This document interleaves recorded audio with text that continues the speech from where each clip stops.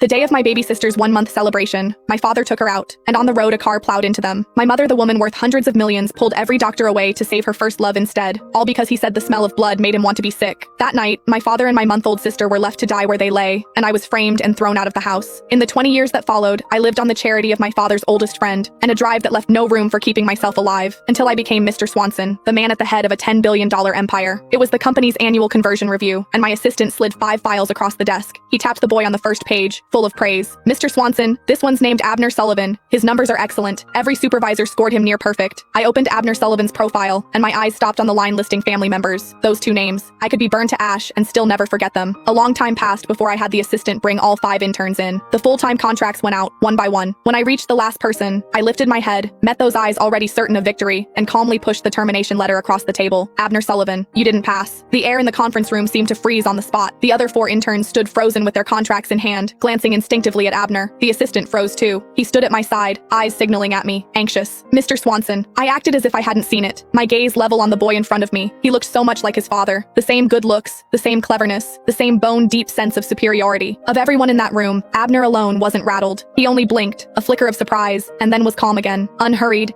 he opened the folder he'd brought and spread its contents flat on the table. Mr. Swanson, I've interned at your company for 3 months. I handled 4 projects, 2 of them on my own. Client renewal rate, 100%. His tone was even, neither groveling nor brash, every point in order. 2 straight quarters of top marks on the reviews. My numbers are the highest of any intern in my cohort. He finished, paused, then raised his eyes to me. That puts me first out of everyone who started when I did. If you're cutting me, you owe me a reason. His chin tipped up slightly as he said it. No hurt in his eyes, only the held-down composure of someone who'd just been offended. I leaned back in my chair and looked at him, and let a long silence run before I answered. There's no reason. Abner's face stiffened. This is my company. I want to let you go. It's that simple. A crack finally showed in his expression. His color shifted, but he recovered fast and gave a cold little laugh. Mr. Swanson, this is workplace bullying. He shut the folder, his voice dropping cold. If word of this got out, it might do some damage to your company's reputation. I smiled. I'm not bullying you. I held his eyes, not a trace of expression on my face. If this feels like bullying to you, maybe that's your problem. People who are actually good never think they're being targeted. Only the guilty do. That landed, and Abner's face changed completely. I'd finally gotten under his skin. That was when the assistant leaned in close, dropping his voice at my ear. Mr. Swanson, why don't you reconsider? This young man really did perform exceptionally during his internship, and the board ran a check on him. His mother runs the Sullivan Group. She's K. Sullivan. I raised a hand to cut him off and turned to Abner Sullivan. That's your mother, isn't she? He blinked, then lifted his chin, suddenly proud, as if the name itself made him worth more. So Mr. Swanson has heard of my mother. There was no hiding the confidence in his voice. Then you already understand. Keep me on, and someday there could be a partnership between your company and the Sullivan Group. He said it easily, certain of himself. After all, 20 years on, the Sullivan Group was a long way from its glory days, but it still stood at a height ordinary companies could only stare up at. No need. His face froze. I don't want anything from the Sullivans. I held the